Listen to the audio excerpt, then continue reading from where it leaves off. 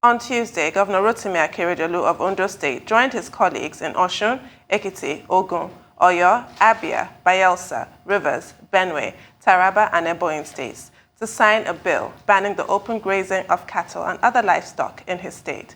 In doing so, he swelled the number of states in the country that now have legislation in place banning open grazing, which has been blamed for numerous deadly clashes between farmers and nomadic herdsmen and cattle rustling in recent years. Akeredolu's move was also in line with the decision reached by governors of the 17 southern states to enact laws against open grazing in their states on or before September 1st, 2021. Irrespective of their resolve to encourage modern ranching methods for livestock farming, President Muhammadu Buhari has remained resolute about re-establishing old grazing routes in 25 states in the country. Well, with no end in sight, on which side will throw in the towel first? The forum set a timeline of Wednesday, the 1st of September 2021 for the promulgation of the anti-grazing law in all its member states. That deadline has now expired. To date, 8 southern states have a law in place. They are Oyo, Ekiti, Ondo, Bayelsa, Rivers, Abia, Ebonyi, and Imo states. The bills have been passed by the legislature in Ogun and Osun states and are awaiting the assent of the governors. The legislative process is ongoing in Lagos, Delta, Enugu, and Akwa Ibom states.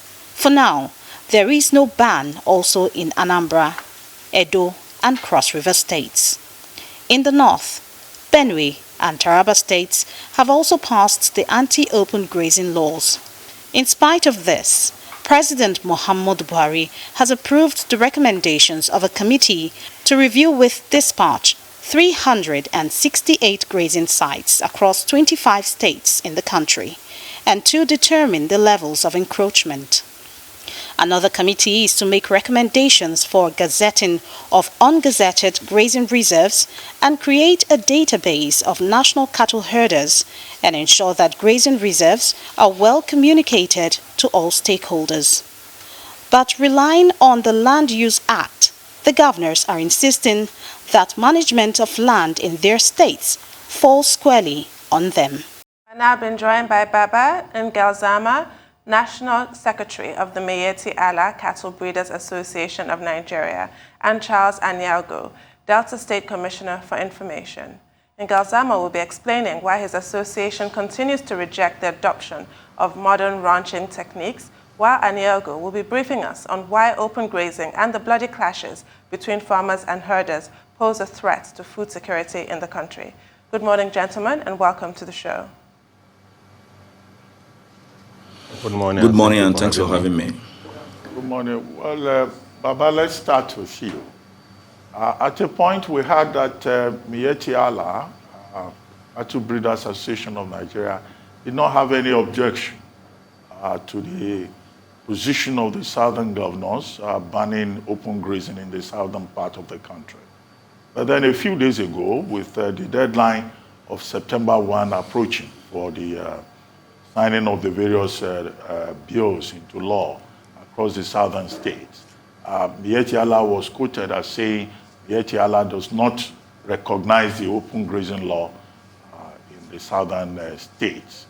And then in some states, Miyetti Allah was insisting that he should be allowed to make inputs into the law, particularly in some of the southeastern states where the proposed law was being debated.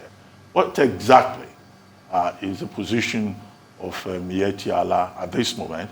And also there's another group called, Gan Allah Development Association. We may start from that point. To start with, I have a very important clarification to make because people are mostly confused, more especially the media, and confused in addressing Miyetti Allah. Let it be very clear that we have two Miyetti Allahs. There is the Miyetti Allah Cattle Breeder Association of Nigeria, which is the one that I lead as its national secretary, and the Miyetti Allah Cattle Hore, an entirely different group duly registered by CSC. So there are two Mieti Allahs. So most of the times when there is a comment, usually the media accredited most of these comments to our group, because our group is the one that has a larger outlook. It has branches in all the 36 states, including FCT, and most of the local governments across the country. And ours is a democratic one. We came through an election, and most of the state branches also came through an election. But the other group also exists. So most of the times when the media is reporting, they only quote Mieti Allah. So whenever Mieti Allah is quoted, people think whatever statement, whether good or bad, is being associated to our group because it is the popular one that has His Eminence the Sultan of Sokoto as the chairman board of trustees and some respected northern traditional rulers as our board of trustee members. So ours is a responsible one. Ours is never a violent one, and we always get our statements whenever we make one. So let the media begin to differentiate between the two Mieti Allahs. And I will call on the media to, whenever it is reporting, let it quote the entire name, whether it is Mieti Allah Cattle Breeder Association, that we use the abbreviation as MAGBAN, or the Mieti Allah Cattle Hore. So these two are two different registered groups.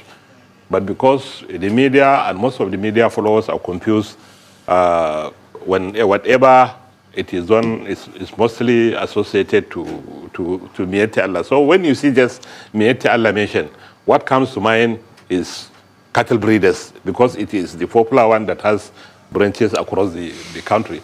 So this is a clarification that we have to make. Coming to the open grazing law. See, we as civilized people, we know that the responsibility of making law lays at the State House of Assemblies. Once a law is made by the State House of Assembly and accented by the governor, that becomes a law, whether good or bad, whether we like it or not. But then, there are processes that can be followed in making laws. Those processes are get all the stakeholders through public hearing, hear them, know how the law is going to affect them, and know how the law is going to solve their problems. But has this been done in making the anti-open grazing law? It has never been done. In most of the states, none of our members is invited to come to the public hearing and make inputs to the law. And this law is done to affect us 100%, to affect our members 100%. We are part of the critical stakeholder that are supposed to be invited to air their views and protect their positions and that of the government of the state where they exist. Mind you, in all those states that we mentioned, Ondo and most of the southwestern and southeastern states, you have indigenous pastoralists whose fathers were born and brought up in those states. And those who are living today are also born and brought up there. So if you ask them to go, they wouldn't know where to go, because they know these states as their own states, because apart from those areas, they don't know anywhere to go. Go to Ogun, go to Oyo, go to the forest, locate them. The only language that they understand is maybe Fulani and Yoruba. Some don't even understand Hausa, for your information. Coming to the Igbo side, if you go to places like Enagu and most of the Igbo areas, you find them, they only understand their traditional language, which is the Fulfulde, and the Igbo language. They don't even understand Hausa, and they only understand broken English. So these are indigenous pastoralists who were born and brought up there, whose interests and flights are supposed to be protected by the law. But where you make a law without getting them to come and put in their input, you know, this law becomes lopsided. And what is the purpose of making the law after all? Wherever in the world a law is made, a law is supposed to bring harmony and understanding in a particular society. Why you have a law that does not bring harmony and understanding, among the groups in a particular area. That law is not going to, has not been done in a way that it will succeed the purpose for which it is being promulgated. So this has been our argument always. But hold on, we are never opposed to any form of settlement of the pastoralists. In this area, in this era of civilization, and with considering the outburst in population is increasing and it will continue to increase compared to the increase in the population of the animals at the same time, and a land that doesn't increase 1 inch. So this calls for an effective planning. So we are never opposed to any form of settlement, but that settlement must come as a process. The system of animal husbandry that the pastoralists are practicing is the only thing that they know. They don't know anything apart from it because there was no attempt by all the succeeding administration to try to transform to modernize their system. So they are only doing what they only know. We have 2 guests, and I need to hear from Mr. Aniagwu. I'd like you to comment on what Mr. Ngalzerma said, because I'm aware that Delta State held the public hearing for their anti-open grazing law on July 26th. Were all stakeholders invited or not? And what is the status of your anti-open grazing law, as well as what you have to say in response to his comments? Well, let me first of all start by letting you know that I didn't hear a word or anything from Baba Ngalzerma at all, but I can imagine his views. Possibly he's holding on to certain primordial values that, yes, these are our parents, our fathers have had cause to rear cattle, and as such, they believe that they needed to stay along that particular line. Biblical account has it that Adam and Eve were created, and at the time they were created, the only thing you had is that they covered their nudity with leaves, because of course there were no textile industries or any factory. But as society grew and there was modernization, it became clear that we needed to now have garments produced by these textile industries for the purpose of individuals having to clothe themselves. Then if you also go back to the issue of cattle rearing, there were no vehicles in the primordial times for them to also convey these cattle from one point to the other. But as we made progress, they started using vehicles. So if they want to stay with the tradition and the old style of animal husbandry, then let them not even use vehicles to transport the cattle. But that is just by the way. We didn't even need to look at the crisis created by the clash between herders and farmers for us to begin to look at what obtains in other parts of the world. Ranching does a lot in improving the economy of any nation, not even in that of certain states. It helps to create jobs. It helps to make it to be more organized. Government is able to monitor the progress in that sector. And that is why, like, for instance, the law we are putting in place in Delta is not only for the purpose of just banning grazing of cattle in open areas, but we're also going ahead to regulate the breeding, the rearing, as well as the marketing.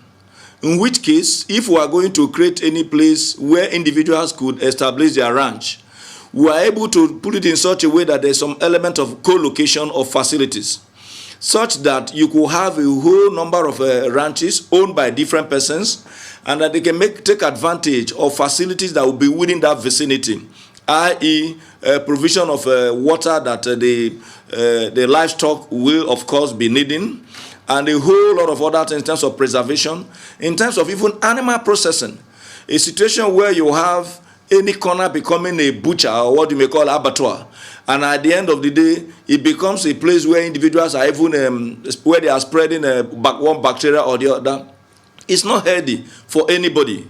We are pleading with our brothers who are into the business of this animal husbandry, particularly the herders, whether they are Fulani or whatever tribe they are of, to understand that the society is moving. And the best thing that we can do is to also move along the line of society. It is said that custom without reason is ancient error. And so having to subject these cattle to some form of unwarranted exercise is not healthy, because these cattle are shedding weight. They are not able to provide us the enough protein that we desire, because they have been subjected to trekking thousands of kilometers, which they did not subscribe to. Maybe because they do not have the ability to complain. And so let individuals take away the politics of it. Let them take away the primordial sentiments. But of course, I do not blame these individuals more than I would blame the president. The president needs to provide leadership, because I assume that he should be able to understand. And that those who also advise the president have a clearer picture of what is obtainable in advanced society. If you go to the state of Texas in the United States, the number of cattle that they have in Texas alone is far in excess of what we have in the entire Nigerian nation. Yet, you don't see them roaming on the streets, causing havoc. The last time I appeared on your program, I made it very, very clear that the crop is the source of livelihood of the farmer, the crop farmer. Even as the cattle is also the source of livelihood of the herder. Now, how do you strike a balance if the source of livelihood of the herder now progresses to a level where it subjects the farmer to abject poverty on account of the regular trampling on the farm produce or crops of this farmer, which of course has been the center of the clashes between these two very important sectors of our economy. Here in Delta, we are very determined to regulate it, not for the purpose of only banning grazing in open areas, but for the purpose of promoting healthy living between the owners of the livestock, and of course, those of us who are into either consumption, marketing, breeding, or rearing. And when that is done, we are very much convinced that it will help our economy, both in Delta and indeed that of the entire country. Okay, thank you so much, Commissioner. Baba Ngalzerma, you said something while you were speaking. You said the pastoralists, this is all they know all their life. Yes. But some others will argue with you that it's a business. And why can't business people that own this cattle provide land necessary to rear this cattle? Why encroaching on other people's land? Because it's a business in the end. And people own this cattle. I'm not sure cattle fall out. Cattle just come from the skies like that. They've got a name tag. Somebody gets the profit when they are sold. So why must they use our commonwealth? Well, let's make certain things clear. Hang on. I'm talking to Baba Ngalzerma. But you can answer afterwards, please, Commissioner. Thank you. Can I continue? Yes, yes. I have heard all what the commissioner has said. It's like we're all moving in the same pace. He has given an example of Texas. Did Texas attain to the position where it is today through just 1, 2, 3 years? They went through the same thing we are going through today.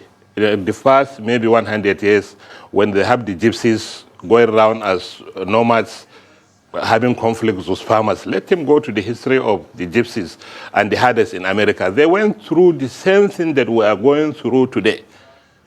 But through processes, they came to where they are today. All that we are saying is, let there be a process that can begin to settle these people, because it's not their own fault. All they know is what they are doing. They are primitive in their thinking. They have not gone to the school. They are practicing what they have inherited from their forefathers, because there was no attempt by any administration or anybody to try to transform them into the modernized system of animal husbandry. So this thing, let this thing come as a process. We are not opposed to any form of settlement. Talk less of the south, even in the northern part of the country where the pastoralists belong. In the next 10, 20 years, it will be impossible for them to move from one local government to the other, because the population will continue to grow, both of the human beings and the animals. It will continue to grow against a land that doesn't increase 1 inch. So there has to be a process.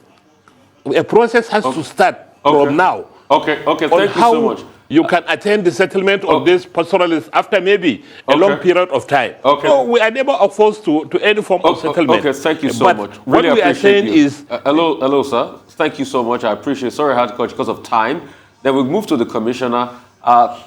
Commissioner, he's saying that they are not against the process, but they want you guys to give them time to settle things and educate them properly on this process. What's your take on that, Commissioner? Well, I can bet you that that is not what they are waiting for. They just want us to continue along the same line of having these clashes. Like I said earlier, I don't blame any one of them. The president has not provided leadership in that direction. If the president is able to promote a policy, the states don't even need to begin to pass individual laws. We are saying we want one Nigeria. This idea of getting each state to now begin to regulate the process of animal husbandry differently and having distinct laws is a way of also further dividing us. The federal government should have been able to properly regulate this.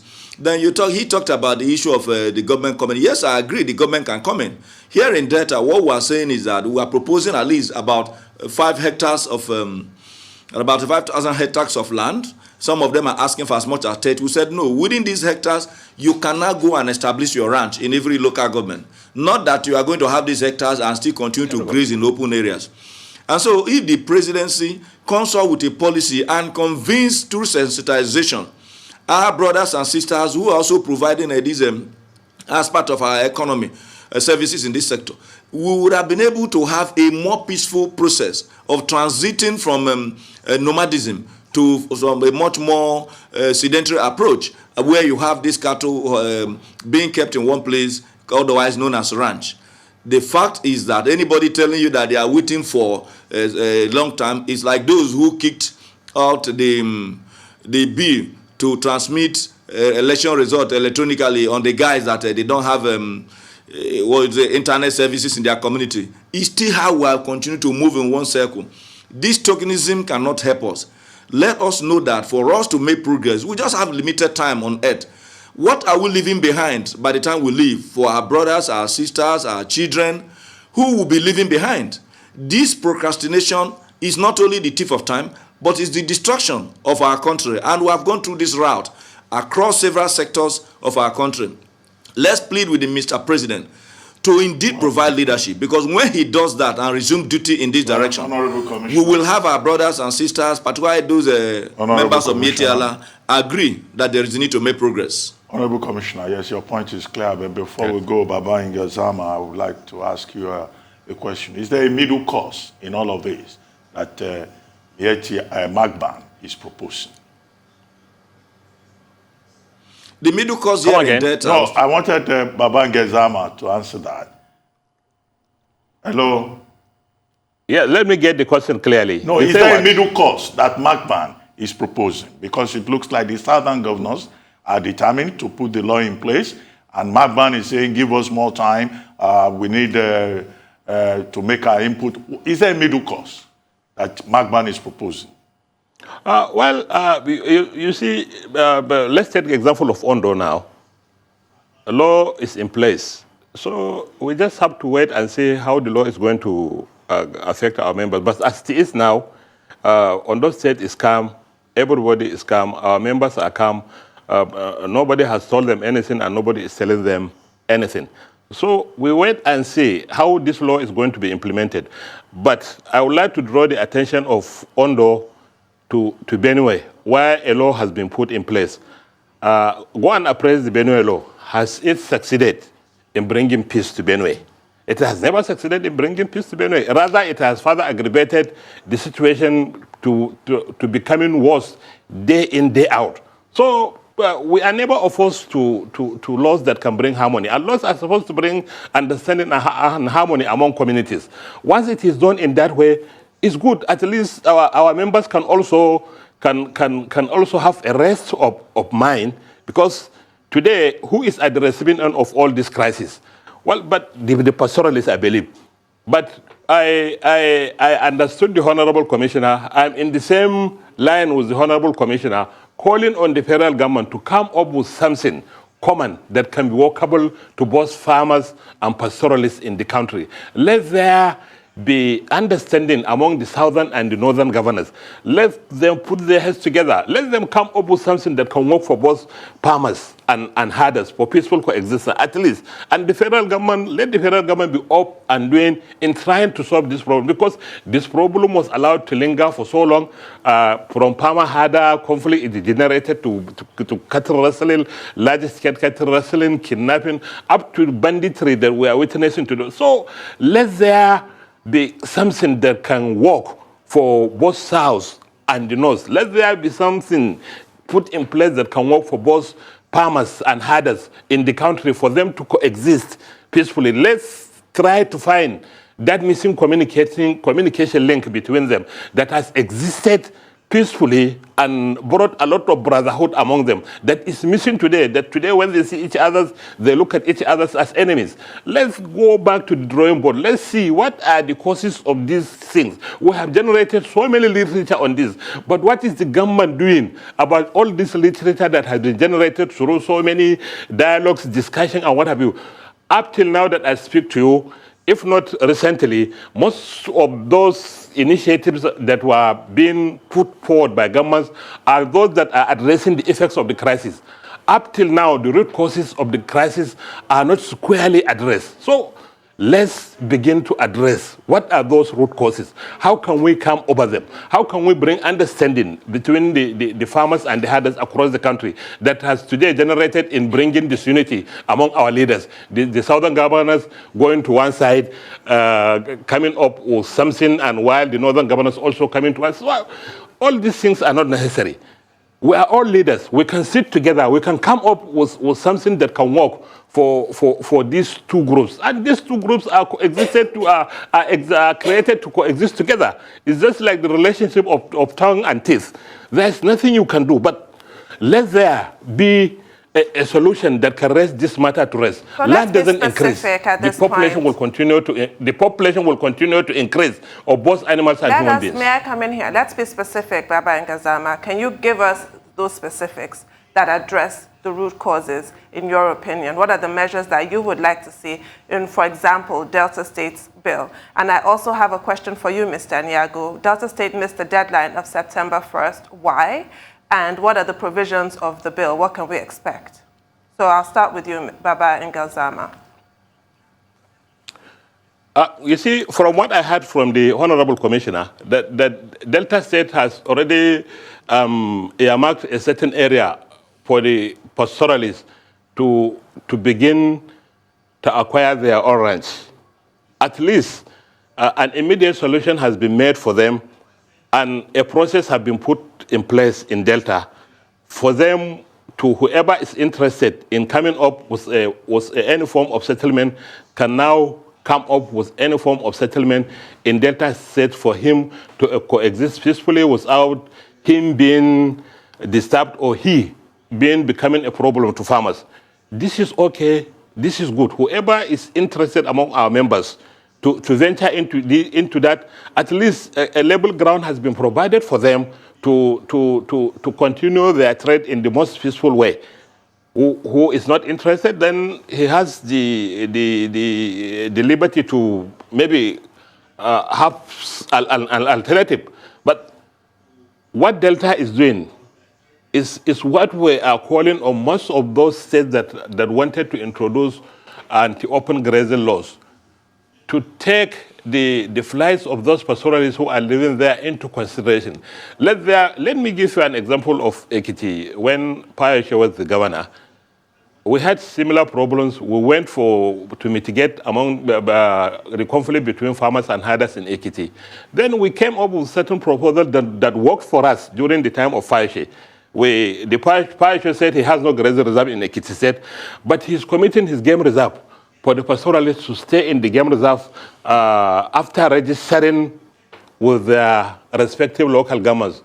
After paying a particular amount of money, let them register, let the local government know of their existence in that particular game reserve located in that local government. So all the pastoralists went to stay in the game reserves. So there was no farm destruction. Again, there was no conflict. Again, a committee was set up in all the local governments across Ekiti State, involving the pastoralists, the natives, security agencies, traditional rulers, and what have you, in each and every local government to mitigate conflicts when they arise. So these are the things we should be doing for now before attending to the final system of settlement. Coming to the grazing reserve review intended by the federal government, this is a very good decision and in the right direction. It's high time, because if you want to settle the pastoralists in the north, where are you going to settle them? Are you going to settle them in the air? They need a land that can be settled. These areas called grazing reserves are areas designated by law for grazing. They have laws, and these laws are promulgated by those state governments who has responsibility over land. Land belongs to the state governors. It's under the custody and the care of every state government. So these grazing reserves were gazetted by those state governments. They are there.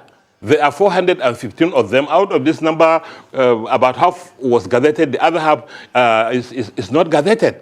And even those that are gazetted have been encroached by farmers. So let's review it. Let's see how we can take over where it is possible for us to take over. Where it has become an overriding public interest, more farmers are there. You don't need to dislocate them, because they have already taken farmlands, and farming is also very important. The herder also needs food to eat. He is also a farmer while practicing as a herder. So where it is encroached, let's find some other new places where we can regazette and give them more land as well. So thank you for that. So if you want to settle them, where are you going to settle them? So it's a process of settlement that the federal government has called for the review of those grazing reserves, so that they can be taken over as reserves. Right. Thank you for that, Mr. Aniagwu. I'll take your response to my question, please. Well, thank you very much. You raised a number of issues, and then you asked why we didn't meet the deadline. You recall that at the time the deadline was given, the Delta State government, they have an ESCO, because the ESCO was dissolved in May, and then we had a partial reconstitution in July, and then, of course, a full reconstitution of the ESCO in August. And so, of course, you know, it's the executive that will implement this law. We needed to also have our own input, particularly the Office of the Attorney General, for us to be able to put a law that is not only just to ban, but to be able to stand the test of time and regulate a relationship that will exist between our brothers who are into this form of animal husbandry and those of us who are their customers. We are not just saying, let us just ask people not to bring their cattle. We are saying, even if you are bringing it, we must be able to properly regulate. And so we had a public hearing that involved the Mietiala and a whole number of persons, for us to look at how we can effectively regulate it, not that we pass the law for just today. We are making a law that will also stand the test of time. And at that time, too, the House of Assembly had already before now made arrangement for a training program, which they were to undertake last year, but because of the COVID, they couldn't. All those things came in to cause that delay. But so far, the bill have passed second reading. They have concluded the activities at the committee level, at the public hearing stage. It is now at the committee stage where it will now be returned. We are assuring you that in this September, unfailingly, that bill will become a law by the grace of God, because they are also dotting the I's and crossing the T's. Now, on a very important issue that we needed to look at, why I said that the president need to provide leadership. What the federal government seems to be doing is to say, okay, go and pass your law. We will ask the police, which is a federal police, not to implement. And you know that is going to create some form of crisis. Because the Constitution makes it that once a law is passed by the State Assembly, it is incumbent on the Nigerian police to implement such laws. Until, even if it's a bad law, until set aside by a law court or a court of competent jurisdiction. But what we are seeing in some of the states that have immediately signed this law is that the police tend to have been asked to say, please stay aloof and let us see how they will implement it. And when that happens, you are going to cause a crisis that is even worse than where we are moving from. And that is why it's very important that the president stand up and realize that this is not a question of we versus them. It's a question of us having a state and a country that function and function optimally. So that at the end of the day, the cattle breeders are able to have value for their money, even as our farmers are able to have peace in their farm, and then those of us who are neither farmers or cattle breeders are able to enjoy the protein without having to look behind our back that somebody who is about to cut us down because we are cutting their part. You asked a question to my brother, and I'm sure that by the grace of God, from the views he expressed, he quite agree that there is a need for us to find a common ground. If you take, for instance, airlines are owned by private individuals, but the government tries as much as possible to come in by providing the airport where they will land, and then government provide regulation. So here in Delta, we believe that we cannot just go and form a ranch, so that somebody will not wake up and then go and put a ranch in front of at the gate of government house or at the gate of somebody else's farm because he believes that he has been able to buy a land from that place. We need a regulation that will be able to say, okay, this is the area where you can have a ranch, because of the peculiarities of what running a ranch entails. And in addition to what I mentioned earlier, co-location of facilities. Because if you have a ranch in point A, another ranch in point B, and they are scattered, there are certain advantages you can get up, just like location and localization of industries, that you can derive when about 7-8 ranches owned by Nigerians. They don't necessarily have to be Fulanese. As I'm talking to you, I'm just waiting for the law to be passed in Delta. I don't even mind approaching a bank. I'm interested in also having a ranch because I love animal husbandry. So that at the end of the day, you too can take advantage of the multi-billion dollar that also moves around that particular sector. It will help us, but let the federal government have a proper buy-in and regulate everybody so that it becomes a law of the Federal Republic of Nigeria, a policy of the Federal Republic of Nigeria, and let the federal government not stop keeping quiet and allowing us to be much more divided. Because the more these laws become that of just the state, the more we are getting divided, because the concept will be different, the approach will be different, the transportation process will be different. If a man is coming from Kano and is coming to Delta, he's going to pass through not less than 5 different states. And so we need a proper regulation. All right, Commissioner, thank you so much. I'd like to come to Baba Ngalzerma and come back to you, Commissioner. Baba Ngalzerma, please explain to me, you said that the law in Benue was passed, but has led to conflict. What's your take on that? And is it a good thing that the law was passed and both parties can't abide by that law? And you also said about grazing routes. Well, and that's where I would like to come to the Commissioner. Commissioner, Baba Ngalzerma now is saying grazing routes, but you are saying there are laws to ban open grazing. I mean, explain that area for me. I don't get it. Why are we talking about grazing route again? If you say before the end of the month, we'll pass laws in place, to give people, what's it called now, ranches. So Baba Ngalzerma, explain that line you made about Benue for me. You see, what I said about Benue was, a law has been promulgated in Benue. It has been implemented. But go and appraise it today. Has he succeeded in addressing the issue?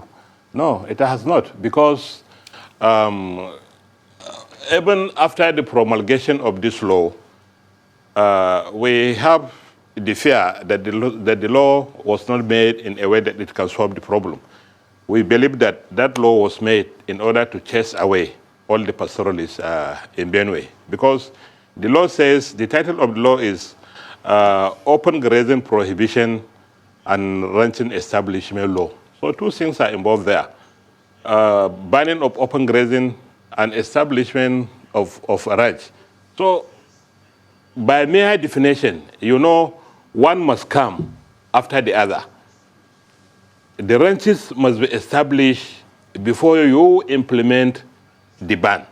But what actually took place in Benue was the implementation of the ban even before the establishment of the ranches.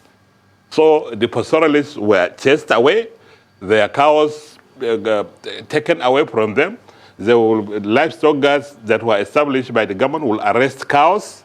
They will take it to government for breach of the law. Government will fine them, maybe 800,000, 1 million naira. And apart from paying the fine of the government, the livestock guard will also charge money, more than what the government charges. They charge 2-3 million from a pastoralist, and the pastoralist has to pay to remove his cows from dying. Baba, we need to go because of time. Even after paying, from the 100 cows that were taken away from him, maybe 50 will be returned to him. Okay, Baba, we need to go because of time, because I need to take the commissioner real quickly. We're talking about, grazing routes now, and you're talking about a law. Explain that area for me in less than a minute. Commissioner, we need to go. Time is not our friend, please. You know the most unfortunate thing about this grazing route is that it's even coming from the president. How can you be talking of a gazette that was put in place in the 60s, when between 1960 and now we have had several constitutional amendments, and the constitution provides very, very clearly through the Land Use Act on how we can manage our land, and then vest the power to regulate the use of land in the hands of the governors. So if you are talking about grazing route at a time where our population is less than 60 million, and then now that we are over 200 million, not even only the issue of the population, but the ground norm, which is far, far superior than that gazette, gives the governors the powers. In any case, there are roads that have been constructed across these routes that was gazetted. So now let us go and close those roads and then plant grasses so that the cattle can go there and begin to graze. Some persons have built houses along these routes that the president is talking about. Let us also go and destroy the houses and then render them homeless. We need to be able to have a country that functions properly. What is important is that you need to embrace ranching. Abuja, our federal capital today, was not a capital as at the time even that gazette was put in place. A whole lot of structures, including the villa, possibly may even belong to one of those grazing routes that the president is talking about. Do we now dismantle every facet of governance because we now want to hold on to certain primordial values? The president needs to help us. It's not a problem of anybody. If the law in Benue did not function properly, it is not because the law was not properly passed. It's because a lot of persons are looking at the body language of the president, and the president need to provide leadership for every part of this country, irrespective of your religion, your tribe, your ethnic group, or whoever, whatever position that you have. Well, we've run out of time. Thank you very much, Charles Aniagwu. Thank you very much, Baba Ngalzerma. I'm sure, if we wanted to continue for another 1 hour, both of you came ready for every question. But thank you very much. We'll keep the conversation going this time.